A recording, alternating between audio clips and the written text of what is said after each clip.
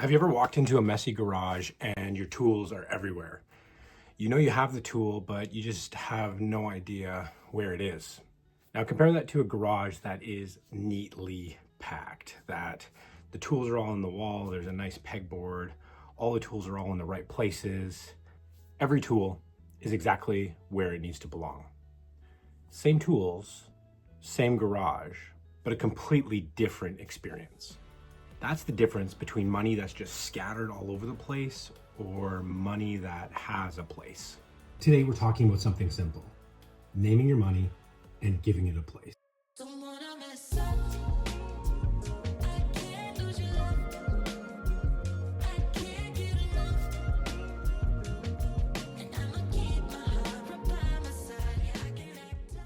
Here's the reality. If your money doesn't have a purpose, if it doesn't have a place, then it just disappears. You usually don't notice it all going away at once. It's a coffee here, a small snack there.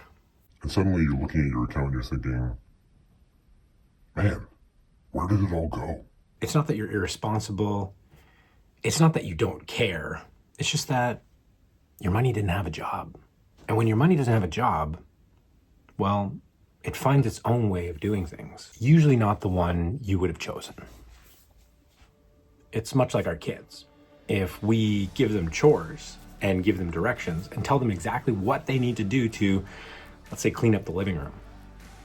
We tell them to sweep under the couches, sweep under the tables, clean everything up, put everything in this spot, put the shoes in this closet, put the lamps in this spot.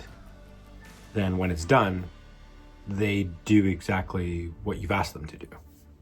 But when you just say, here you go, here's a room, clean it. All of a sudden, shoes are swept under the couch and things are placed in places they shouldn't be, and it's not done the way that you want it to be done.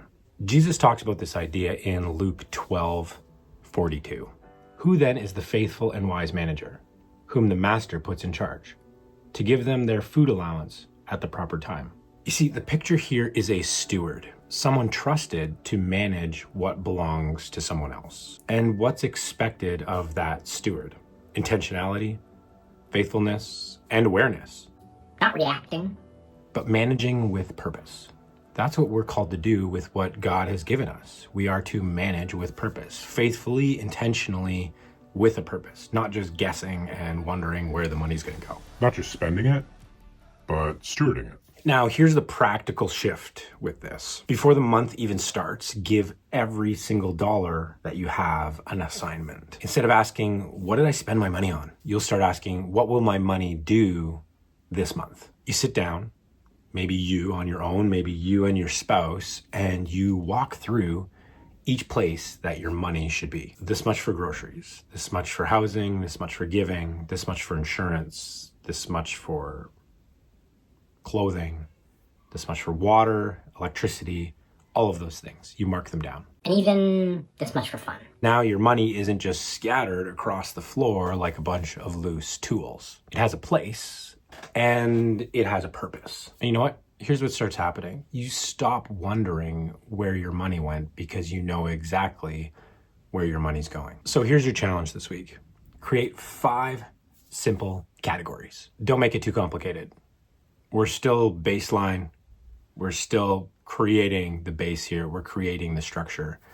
Make it simple. It'll be something like give, save, live, spend, and grow. So giving and saving are pretty self-explanatory. Living are the essentials, your housing, your insurance. Spending is your lifestyle. This could be gym memberships, maybe a subscription on TV. And growing is future planning, maybe an emergency fund or investing. That's it. 5 categories. And before next month starts, and you have a little while because we're only in the middle of April, before May starts, or whatever month you're in at this point by watching this video, make sure to assign your money to those categories. Give every dollar a job. Give every dollar a place. Give every dollar a purpose. Because you can't steward what you don't see, you can't direct money that has no name. So this week, name your money and give every dollar a purpose.